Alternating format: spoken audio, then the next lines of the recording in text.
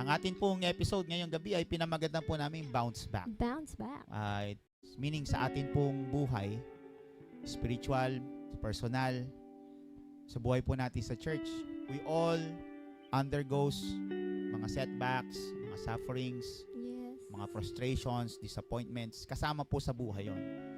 Hindi lang kasama sa buhay Kristiyano, pero kasama talaga sa buhay. Kristiyano ka man o hindi, we all go through suffering.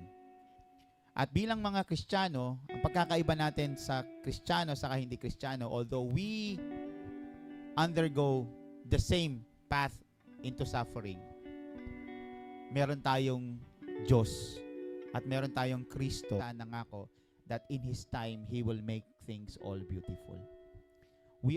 Our hope is that someday God will restore what was lost sa atin. Spiritually, yun yung pangako ng Panginoon.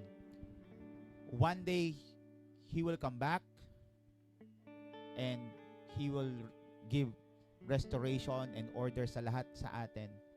Yun yung pinaka-ultimate na bounce back eh. Yun ang pinaka-ultimate na bounce back.